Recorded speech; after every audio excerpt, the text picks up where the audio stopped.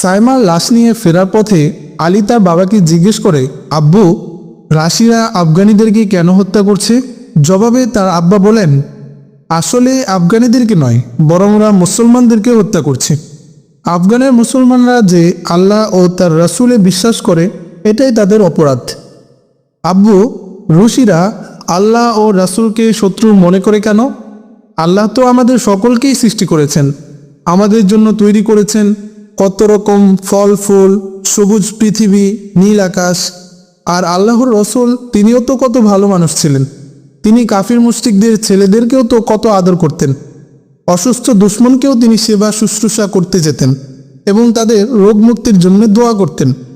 মক্কা বিজয়ের পর তিনি সকল দুশ্মনকে ক্ষমা করে দিয়েছিলেন, যারা তার উপর সীমাহীন জুলুম নির্যাতন চালিয়ে স্বদেশ মাতৃভূমি ত্যাগ করতে তাকে বাধ্য করেছিল। আলীর কথা শুনে তার আব্বা বললেন, বেটা, রুশিরা শয়তানের অনুসরণ করে, আর শয়তান হলো আল্লাহ ও তার রাসূলের কাট্টা দুশ্মন। রুশিরা মনে করে আল্লাহ বা সৃষ্টিকর্তা বলতে কিছু নেই, মানুষ, জীবজন্তু, গাছপালা সবকিছু এমনিতেই সৃষ্টি হয়েছে। পরকালেও তারা বিশ্বাস করে না, এজন্য জুলুম করতে ওরা মোটেও দ্বিধা করে না, কেননা জুলুমের জন্য পরকালে শাস্তি ভোগ করার ভয় তাদের নেই। মনে রেখো, যেসব লোক বা জাতি আল্লাহর উপর ঈমান ও বিশ্বাস রাখে না, তারা এই বর্বর রুশিদের ন্যায় সীমাহীন অত্যাচারী হয়ে থাকে। অত্যাচার করাকে তারা অন্যায় মনে করে না। শয়তান আর তাদের মধ্যে কোনো প্রভেদ নেই। গ্রামে পৌঁছে তারা খবর পেল যে আরও অনেক শিশু এ বারুদি খেলনায় শহীদ হয়েছে, জখমই হয়েছে অসংখ্য। সাইমার লাশ নিয়ে বাড়ি আসলে দীর্ঘক্ষণ ধরে সাইমার আম্মা, ফুফু কান্নাকাটি করে। কোনোভাবেই আলী তার মার কান্না থামাতে পারছিল না। আলী তার আম্মুকে লক্ষ্য করে বলল, আম্মু, চোখের পানি মুছে ফেলো। প্রতিশোধের অগ্নিতে প্রজ্বলিত আলী শপথ করে বলল, আমি এক একটি রুশিকে কতল করে বোন সাইমার এক এক ফোঁটা খুনের বদলা নেব। ওদের এদেশ থেকে তাড়াবই।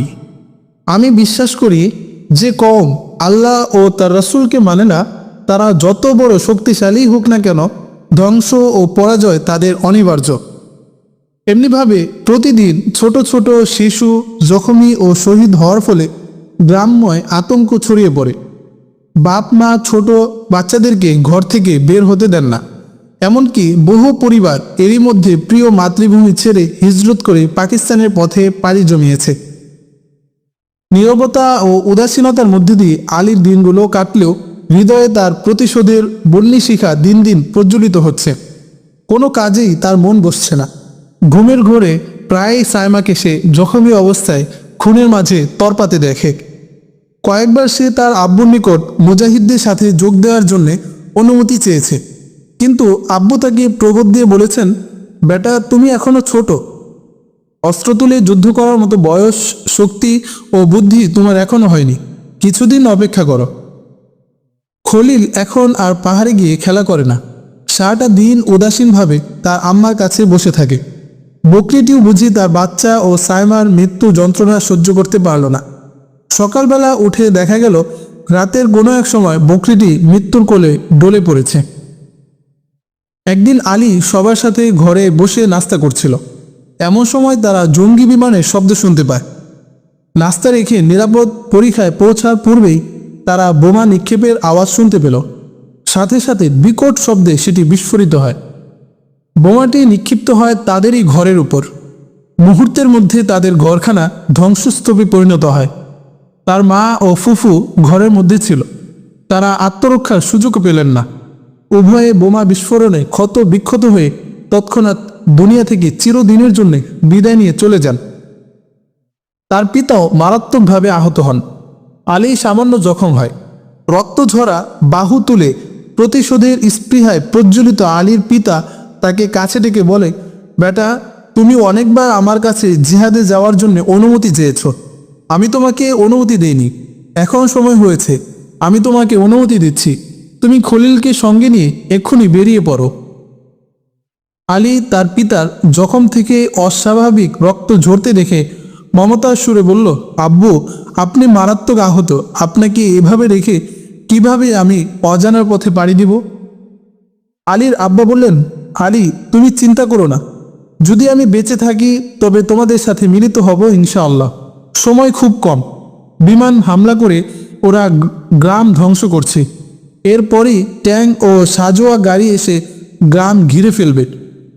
আমরা যারা এখনো বেঁচে আছি তারা শেষ মুহূর্ত পর্যন্ত ওদের মোকাবেলা করব। যদি মরতেই হয় তবে লড়াইয়ের ময়দানেই মৃত্যুকে আলিঙ্গন জানাবো। কিন্তু তুমি এখনো ছোট, তোমাদের ভবিষ্যৎ বহু বিস্তৃত। দেশের আজাদির জন্যে লড়াই করতে হবে তোমাদেরই। তোমাদের বেঁচে থাকা একান্ত জরুরি। যদি দুশ্মন তোমাকে ধরে ফেলে তবে জিন্দা ছেড়ে দেবে বলে মনে করো না। অতএব তুমি আমার কথা শোনো, এক্ষুনি এখান থেকে বেরিয়ে পড়ো, আর প্রধান পথ ধরে হাঁটবে না। ইতিমধ্যে সেখানে দুশ্মনের ট্যাঙ্ক এসে পাহারা দিচ্ছে। পেছনের পাহাড়ি পথ দিয়ে বেরোবে। বারুদের খেলনা ও মাইন দেখে পথ চলবে। খলিলকেও তোমার সাথে নিয়ে যাও। ভালোভাবে ওর দেখাশোনা করো, ওর যেন কোনো কষ্ট না হয় সেদিকে লক্ষ্য রেখো। বিদায়বেলা আলীর বাবা তাকে একটি থলে হাতে দিয়ে বললেন, বেটা, এর মধ্যে কিছু টাকা আছে যা আমি জিহাদে খরচ করার জন্য জমিয়েছি। তুমি এগুলো নিয়ে যাও, প্রয়োজনের সময় এগুলো কাজে আসবে। বাবা আলীর কপালে চুমু দিয়ে ওসিয়ত করে বললেন, সব কিছুর বিনিময়ে ইসলামের পতাকা সর্বদা সমুন্নত রাখবে। তোমাদের গাফলতির জন্যে আল্লাহর নিকট যেন আমাকে লজ্জিত হতে না হয়। আমি দোয়া করি যেন সকল আফগান নওজোয়ানের ইসলাম ও মুসলমানদের রক্ষার লড়াইয়ে শরিক হওয়ার ভাগ্য হয়। আমাদের জন্যে ভেবো না, আমরা শেষ রক্তবিন্দু দিয়ে শত্রুর মোকাবেলা করব। পিতার ক্ষতস্থান সে রুমাল দিয়ে বেঁধে দেয়। শহীদ মা ও ফুফুকে একবার চোখ ভরে দেখে হৃদয়ে প্রতিশোধের স্ফুলিঙ্গ নিয়ে সব মায়া পেছনে ফেলে বাড়ির পেছন দিকের পাহাড়ি পথ ধরে নির্দিষ্ট মঞ্জিলের উদ্দেশ্যে কদম কদম অগ্রসর হয়। আড়ালে আবডালে লুকিয়ে লুকিয়ে তারা পাহাড়ের চূড়ায় পৌঁছে। সেখানে একটি ঝোপের আড়ালে লুকিয়ে তারা গ্রামের দিকে তাকিয়ে থাকে। এখানে বিমানের আকস্মিক আক্রমণ ছাড়া অন্য কোনো বিপদের আশঙ্কা নেই। বোমা হামলায় সমস্ত গ্রাম ধ্বংসস্তূপে পরিণত হয়েছে। অনেক নারী ও শিশু গ্রাম ছেড়ে নিরাপদ পাহাড়ের দিকে চলে এসেছে। কিছু সময় পরে দুশ্মনের সাজোয়া বহর গ্রামের দিকে অগ্রসর হয়ে পুরো গ্রামটিকে ঘিরে ফেলে। তারা গ্রামের উপর লাগাতার তোপের গোলা বর্ষণ করতে থাকে। তাদের চোখের সামনে ঘটতে থাকে এই নারকীয় কাণ্ড। ক্রমাগত গোলা বর্ষণের পর তাদের মনে হলো যেন গ্রামের একটি প্রাণীও আর বেঁচে নেই। এই বর্বরদের মোকাবেলা করার মতো একটি প্রাণীও বুঝি জীবিত নেই। এবার তারা ট্যাঙ্ক ও সাজোয়া যান থেকে নেমে ক্লাসিনকোভ হাতে গ্রুপে গ্রুপে গ্রামে প্রবেশ করে। হঠাৎ তাদের সামনের দিক থেকে ঝাঁকে ঝাঁকে গুলি আসতে শুরু হয়। কোনো কিছু বুঝে ওঠার আগে দুশ্মনের কয়েক ডজন সৈন্য মাটিতে লুটিয়ে পড়ে। রুশ সৈন্যরা এবার সতর্ক হয়ে পেছনে এসে পুনরায় তোপের গোলা বর্ষণ করতে থাকে। এভাবে আরও 1 ঘন্টা চলার পর ক্লাসিনকোভ দিয়ে সামনের দিকে গুলি করতে করতে তারা গ্রামের মধ্যে প্রবেশ করে। আলীর কাছে কোনো অস্ত্র ছিল না। না হয় এখান থেকে বেশ কিছু দুশ্মনকে হত্যা করা তার জন্যে বেশ সহজ ছিল। সে আফসোস করতে লাগলো, হায়, যদি একটা বন্দুক তার কাছে থাকতো। দুশ্মনের লাশ মাটিতে লুটিয়ে পড়তে দেখে সে আনন্দে তকবীর ধ্বনি দেয়। কিছুক্ষণের মধ্যে গ্রামের প্রতিরোধ ভেঙে যায়। ফলে দুশ্মনের ট্যাঙ্ক ও সাজোয়া গাড়ি ভিতরে ঢুকে পাইকারিভাবে সকল শ্রেণীর লোককে বন্দী করে। আলী করুণ চোখে অসহায়ের মতো সব দেখতে থাকে।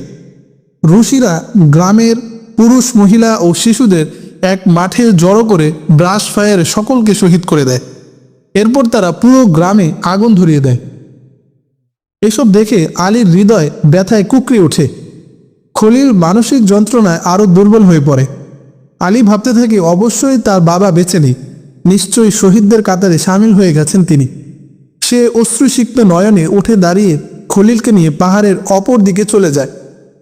তারা দুজন দিনভর হেঁটে সন্ধ্যায় পাহাড়ের এক গুহায় শুয়ে পড়ে। উভয়ে ছিল ভীষণ কাতর ও ক্ষুধাতুর। এত কম বয়সে এত ভয়ঙ্কর দৃশ্য কখনো তারা কল্পনাও করেনি। উপরন্তু অজানা পথের এক লম্বা সফর, ভাবছে কোথায় গিয়ে দাঁড়াবে। নিজ মঞ্জিল ও দুশ্মনের ঘাঁটি কোনোটাই তারা চেনে না, জানে না তাদের সহযোগীরা কোথায় আছে। সারাদিন পথ চলে ক্লান্ত শরীরে শোয়ার সাথে সাথে চোখে গভীর ঘুম নেমে আসে। ঘুমের ঘোরে সারা রাত আলী ভয়ঙ্কর আজে বাজে স্বপ্ন দেখে। সকালে উঠে আবার হাঁটতে থাকে। অত্যন্ত সতর্কতার সাথে পা মেপে মেপে দেখে শুনে সামনে চলছে। কোথাও মানুষের শব্দ পেলে পথ বদলে নেয়। হতে পারে ওরা দুশ্মনের লোক। অচেনা এলাকায় কাউকে বিশ্বাস করা যায় না। পথের পাশে একটি জায়গায় ঝর্ণা দেখতে পেয়ে তারা সেখানে কিছুক্ষণ বিশ্রাম নেয়। হাতের পুটলি থেকে রুটি বের করে খেয়ে নেয় এবং প্রাণ ভরে পান করে স্বচ্ছ ঝর্ণার নির্মল পানি। খলিল অত্যন্ত ক্লান্ত হয়ে পড়লে আলী তাকে কাঁধে তুলে নেয়। দুশ্মনের কোনো বিমানের আওয়াজ পেলেই ওরা ঝোপঝাড়ে কিংবা পাথরের আড়ালে লুকিয়ে থাকে। এভাবে লাগাতার 3 দিন সফর করার পর তারা ভীষণ ক্লান্ত হয়ে পড়ে। তাদের পায়ে ফোসকা ওঠে।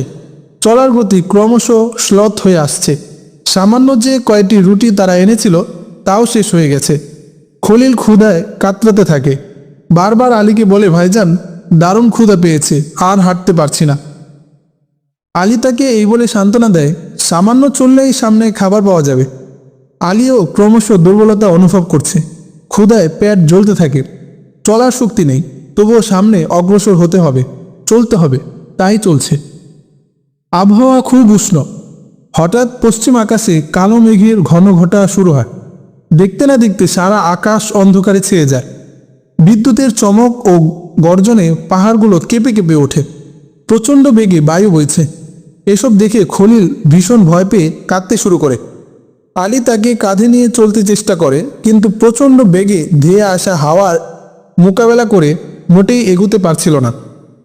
মুষলধারায় বৃষ্টি হচ্ছে। আকাশ ভেঙে নেমে আসা শিলাবৃষ্টি থেকে গা আড়াল করার মতো কোনো আশ্রয় না পেয়ে খলিলকে শিলা থেকে বাঁচাতে আলী নিজের চাদর তার মাথায় বেঁধে দেয়। শিলাগুলো আকারে বেশ বড় হওয়ায় আলীর খালি মাথায় আঘাত লেগে প্রচণ্ড ব্যথার সৃষ্টি করে।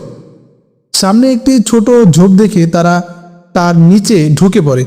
কিছুক্ষণ পর ঝড় ও শিলা থেমে গেলেও বৃষ্টি থামার নাম নেই। এবার শীতে ঠকঠক করে কাঁপছে। সন্ধ্যায় বৃষ্টি থেমে গেলেও পাহাড় থেকে বর্ষার পানি নালায় নেমে ডল বইতে থাকে। পানির স্রোতের শ শ আওয়াজ দূর থেকেও শোনা যায়। এ পাহাড় থেকে ও পাহাড়ে যাওয়াও সম্ভব নয়। খলিলের গা বেশ গরম হয়েছে। ক্রমেই তার শরীর জ্বর তেজ বাড়ছে। খলিল জ্বর ও ক্ষুধার যন্ত্রণায় কেবল হাত পা ছুটছে।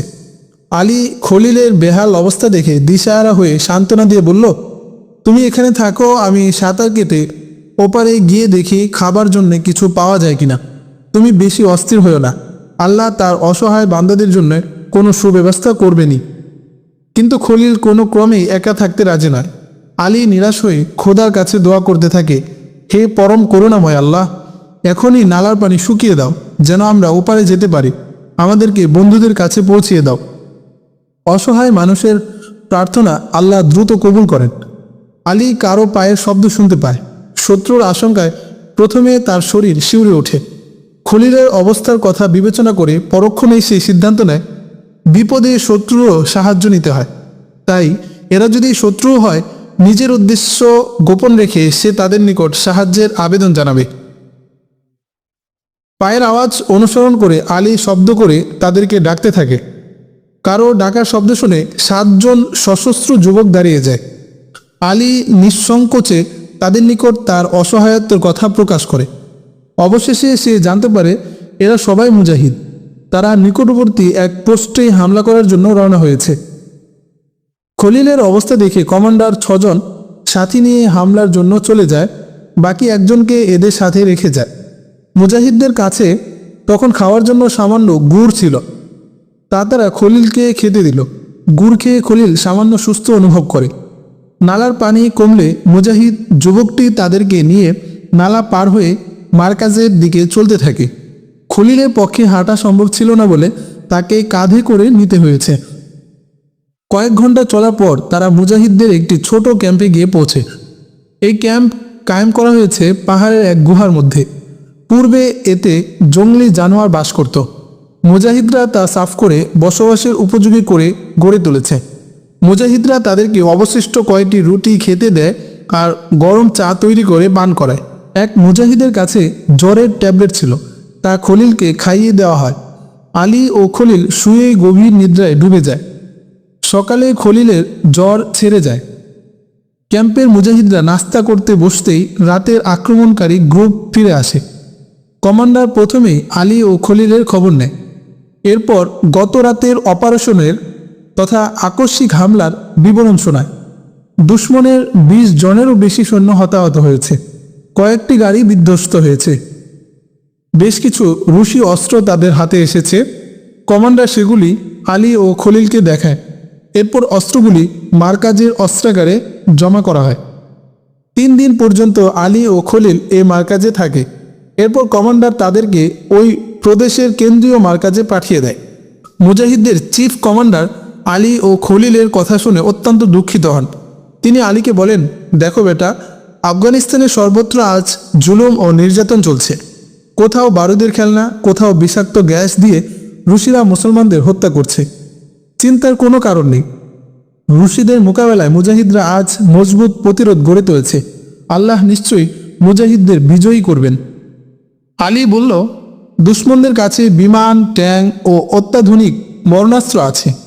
খালি হাতে মুজাহিদরা এর মোকাবেলা কিভাবে করবে?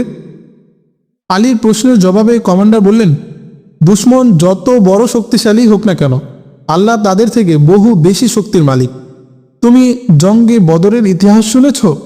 মুসলমানদের কাছে সামান্যই হাতিয়ার ছিল, আর তা নিয়ে 3 গুণ শক্তিশালী কাফিরদের উপর আল্লাহ তাদেরকে বিজয়ী করেছিলেন। ইনশাআল্লাহ আমরাও অতি শীঘ্রই দেশকে রুশদের কবজা থেকে আজাদ করব এবং আফগানিস্তানে ইসলামের বিজয় পতাকা উড়াবো। অল্প দিনের মধ্যে আলী মুজাহিদদের পরিবেশের সাথে নিজেকে মানিয়ে নেয়। সে একদিন কমান্ডারের কাছে গিয়ে বলে, আমাকে অস্ত্র দিন, আমিও দুশমনের সাথে লড়াই করব। কমান্ডার তাকে বললেন, এখনও তুমি ছোট, আমি তোমাকে ও খলিলকে পাকিস্তান পাঠাবার ব্যবস্থা করছি। সেখানে লেখাপড়া শেষ করে ফিরে এসে তোমরা জেহাদে শরিক হবে। আলী নাসরবান্দা, সে বলতে লাগলো, আমি এত ছোট নই যে বন্দুক ওঠাতে পারবো না, আর এখন আমার অস্ত্র চালানোর শিক্ষা নেওয়া বেশি প্রয়োজন, যা পাকিস্তানে নয় বরং এখানে অর্জন করা সহজ ও সম্ভব। কমান্ডার তাকে অনেক বোঝালেন, কিন্তু আলী তার সিদ্ধান্তে অনড়। অবশেষে কমান্ডার আলীর প্রস্তাব মেনে নেন, তবে শর্ত দিলেন 6 মাসের মধ্যে কোনো লড়াইয়ে অংশগ্রহণের জন্য অনুরোধ জানাতে পারবে না, বরং ট্রেনিংয়ের সাথে সাথে সে মার্কাজের সকলের খেদমত করবে। ঝর্ণা থেকে মুজাহিদদের জন্য পানি আনবে, জ্বালানি সংগ্রহ করবে এবং যখন যে কাজের প্রয়োজন তা করবে। এরপর তাকে অস্ত্র দেওয়া হবে এবং লড়াইয়ে যাওয়ার অনুমতি পাবে। আলী সানন্দে এ প্রস্তাব মেনে নেয়। খলিলকে মাদ্রাসায় ভর্তি হওয়ার জন্য পাকিস্তান পাঠিয়ে দেওয়া হয়। বিদায় নিয়ে যাওয়ার সময় খলিল খুব বেশি কান্নাকাটি করে। আলী তাকে অনেক বোঝায় এবং সান্ত্বনা দিয়ে বলে, পাকিস্তানে এসে সে মাঝে মাঝে তার সাথে দেখা করবে। 6 মাস পর আলীর ট্রেনিং সমাপ্ত হলে চিফ কমান্ডার তার হাতে অস্ত্র তুলে দেন। আলী অত্যন্ত খুশি হয়। সে এবার দুশমনের উপর হামলা করার জন্য নিজেকে মানসিকভাবে প্রস্তুত করতে থাকে। আলী রাইফেল ও অন্যান্য ছোট অস্ত্র চালাতে সক্ষম হওয়ায় চিফ কমান্ডার তাকে ছোট ছোট হামলায় অংশগ্রহণের অনুমতি দেন। এসব অভিযানে আলী অত্যন্ত সাহস ও দক্ষতার পরিচয় দেয় এবং প্রমাণ করে যে সে অন্যান্য পরীক্ষিত মুজাহিদদের তুলনায় কোনো অংশে কম নয়। আলী অতি অল্প সময়ের মধ্যে রকেট লঞ্চার ও বিমান বিধ্বংসী তোপ পরিচালনা শিখে নেয়। এরপর সব ধরনের আক্রমণের সময় সবার আগে তাকেই ডাকা হয়। 16 বছর বয়সের আলী অল্প সময়ের মধ্যে গেরিলা লড়াইয়ে পারদর্শী হয়ে ওঠে। মার্কাজের সকল মুজাহিদের নিকট সে দুঃসাহসী মুজাহিদ বলে পরিচয় লাভ করে। কমান্ডার তাকে সম্মুখবর্তী ফ্রন্টে নিয়োগ করেন। সেখানে 2টি উঁচু পাহাড়ের মধ্যবর্তী স্থানে তাদের ঘাঁটি। পাহাড়ে প্রচুর গাছপালা থাকায় দূর থেকে তা ঘন জঙ্গল বলে মনে হয়। পাহাড় দুটি আরও কিছু দূর যে একসাথে মিশে গেছে। সেখান থেকে একটি ঝর্ণাধারা প্রবাহিত হয়ে স্রোতের সৃষ্টি করে 2 পাহাড়ের মাঝ দিয়ে বয়ে গেছে। স্রোতধারার দুপাশে মুজাহিদদের সারিবদ্ধ পরিখা। এই পাহাড় থেকে 8 মাইল দূরে আরও উঁচু পাহাড়ের উপর দুশমনের ঘাঁটি। মুজাহিদরা সেই ঘাঁটিটির পতন ঘটাতে অগ্রসরমান। এক রাতে আলী সহ 20 জন মুজাহিদ অন্ধকারে আকস্মিক হামলা চালাতে সেদিকে রওনা হয়। তারা ধীরে ধীরে দুশমনের পোস্টের কাছাকাছি গিয়ে পৌঁছে। রুশ সৈন্যরা পোস্টের আশেপাশে মাইন বিছিয়ে রেখেছে। মাইন অনেক প্রকারের, কোনোগুলো বড় আকারের, যখন ট্যাঙ্ক এর উপর দিয়ে চলে তখন তা বিস্ফোরিত হয়ে ট্যাঙ্ককে ধ্বংস করে দেয়। অন্যগুলো পদাতিক বাহিনীর অগ্রযাত্রা প্রতিহত করতে পুঁতে রাখা হয়। এগুলো আকারে ছোট, কোনোটি মাটির সামান্য নিচে স্থাপিত থাকে। যদি কারো পা এর উপর পড়ে তবে সাথে সাথে বিস্ফোরিত হয়ে পা উড়িয়ে নিয়ে যায়। এক প্রকারের মাইন ঝোপঝাড়ের মধ্যে পুঁতে রাখে লম্বা বৈদ্যুতিক তার সংযোজন করে মাটিতে বিছিয়ে রাখা হয়।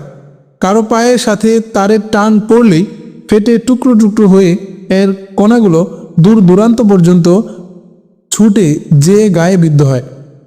এছাড়া রয়েছে ইলেকট্রনিক মাইন, যা মাটির গভীরে অনেকগুলো এক জায়গায় পুঁতে রাখা হয়। মাটির নিচ দিয়ে এর সাথে তার সংযুক্ত করা হয়। সেখানে যখনই কোনো শত্রু বাহিনী এসে জড়ো হয় তখন ব্যাটারি চার্জ দিয়ে একই সঙ্গে সবগুলো বিস্ফোরিত করা হয়। রুশরা আরও এক প্রকার মাইন আফগানিস্তানে ব্যবহার করেছে, যার রং ও ধরন পাথরের মতো। অসংখ্য বিক্ষিপ্ত পাথরের মধ্যে এই মাইনগুলো শনাক্ত করা ভারী কঠিন। আলীদের গ্রুপ আক্রমণের জন্য শত্রুদের পোস্টের কাছে পৌঁছল, একজনের পা মাইনের ফাঁদে পড়ে যায়।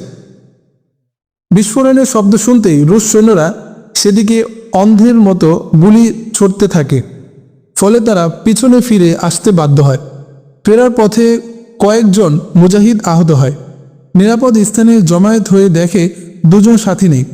কমান্ডার ওই দুই মুজাহিদ সম্পর্কে জিজ্ঞাসা করলে আবদুল্লাহ নামক এক মুজাহিদ বলে যে এরা দুজনই মাইনের উপর পড়েছে, সম্ভবত তারা শহীদ হয়ে গেছে।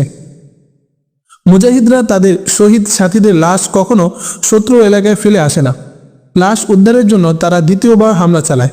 দুশমন প্রস্তুত ছিল। এই আক্রমণে আরও দুজন মুজাহিদ জীবন দিয়েও শহীদদের লাশ আনতে ব্যর্থ হয়। শত্রু পোস্ট বিজয় না করা পর্যন্ত লাশ আনা সম্ভব নয়। আলী সহ 5 জন মুজাহিদকে লাশ পর্যবেক্ষণের জন্য রেখে কমান্ডার বাকিদের নিয়ে মারকাজে ফিরে যান। এরা পরীক্ষা বানিয়ে দূর থেকে লাশ পাহারা দিচ্ছিল। কোনো সৈনিক এদিকে অগ্রসর হলে গুলি করে তার পথ রুদ্ধ করা হতো। এভাবে কয়েকদিন চলে গেল। উপায় না দেখে তারা রাতে কামান দ্বারা দুশমনের পোস্টের উপর গোলা বর্ষণ করে, যাতে দুশমন পোস্ট খালি করে চলে যেতে বাধ্য হয়। কিন্তু এতেও তেমন ফল হলো না। তাদের পোস্ট ছিল অনেক উঁচুতে। মুজাহিদদের গোলায় তাদের তেমন ক্ষতি হচ্ছে না।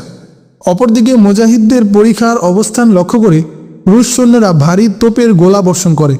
তোপের আঘাতে একজন মুজাহিদ শহীদ ও কয়েকজন আহত হয়।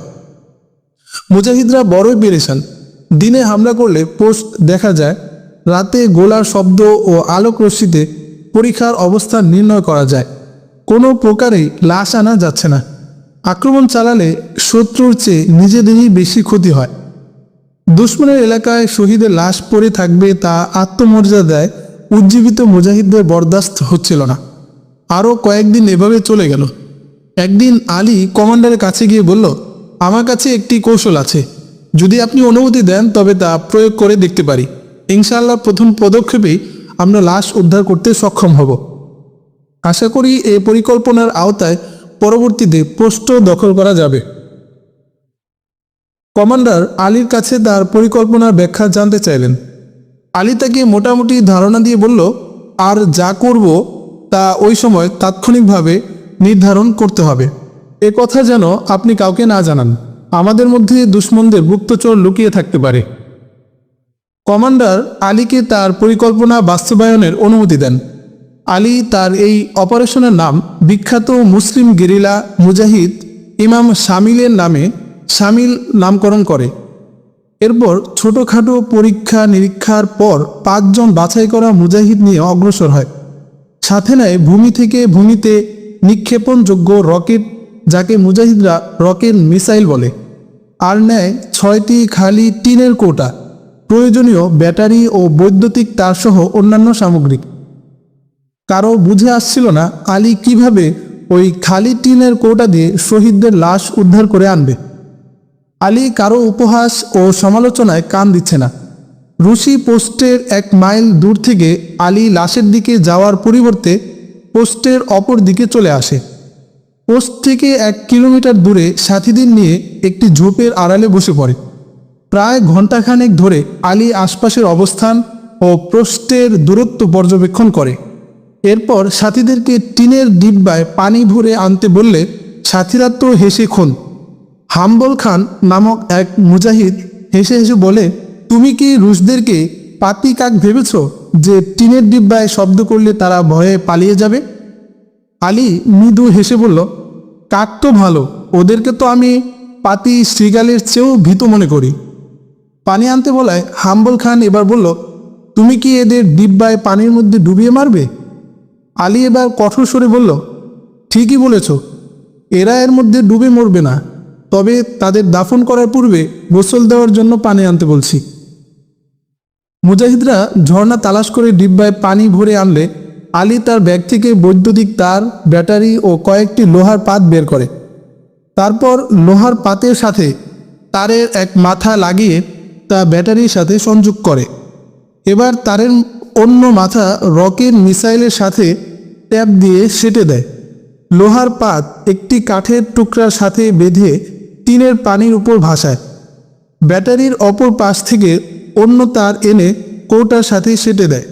এভাবে 100 গজ দূরে এক একটি মিসাইল তাক করে ডিব্বার কৌটায় বিভিন্ন আকারের একটি করে ছিদ্র করে দেয়।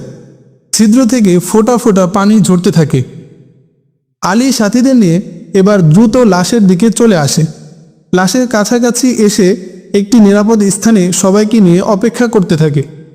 আলীর চিন্তা ও দৃষ্টি তাক করা রকেট মিসাইলের দিকে নিবদ্ধ। আধ ঘন্টা হয়ে যায়। তার হৃদকম্পন দ্রুত থেকে দ্রুততর হয় এই চিন্তায় যে পরিকল্পনা বিফল হলে কমান্ডারকে কী জবাব দেবে। এটাই হলো তার উৎকণ্ঠার বড় কারণ। তার হিসাব মতে এতক্ষণে ফায়ার শুরু হওয়ার কথা, এরপরও 10 মিনিট অতিবাহিত হয়। তার চেহারায় হতাশার ছাপ পরিলক্ষিত হয়। সাথী মুজাহিদরাও তাকে ঠাট্টা করতে থাকে। আলী মনে মনে আল্লাহকে ডাকতে লাগলো, কোনো ক্রমে যদি ইজ্জত রক্ষা পায়। এমন সময় হঠাৎ করে একটি মিসাইল ফায়ার হলো, সাথে সাথে আরও একটি। রুশ সৈন্যরা ভাবল মুজাহিদরা এদিক থেকে হামলা করেছে, তাই তারা সেদিকে লক্ষ্য করে ফায়ার খুলে দিল।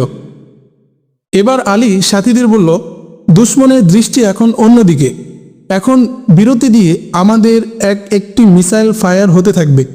আমরা এই বিরতির সময় লাশের দিকে অগ্রসর হব। মাইনের দিকে সজাগ দৃষ্টি রেখে মুজাহিদরা পায়ে পায়ে লাশের কাছে পৌঁছে গেল। ইতিমধ্যে 8টি মিসাইলের ফায়ার হয়েছে।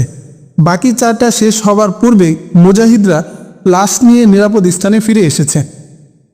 দুশমন ধোকায় পড়ে যায়। যেদিক থেকে মিসাইল ফায়ার হচ্ছিল ওদিকে তাদের রসদ সরবরাহ লাইন বন্ধ হলে খাদ্য পানি জুটবে না ভেবে সৈন্যরা ওইদিকে বেহিসাব গোলা বারুদ ছুটতে থাকে। আলীর মিশন কামিয়াব হওয়ায় কমান্ডার সহ সকল মুজাহিদ অত্যন্ত খুশি হয়। তারা একে অন্যকে মোবারকবাদ জানায়। আলীকে ডেকে কমান্ডার জিজ্ঞেস করলেন, কিভাবে এই পরিকল্পনার কথা তোমার মাথায় আসলো? আলী জবাবে বলল, ট্রেনিং নেওয়ার সময় টাইম পিচ ঘড়ির বদলে টিনের কৌটায় পানি রেখে সংযোগ ঘটানোর বিষয়ে পরীক্ষা করেছিলাম, কিন্তু তখন সফল হয়নি।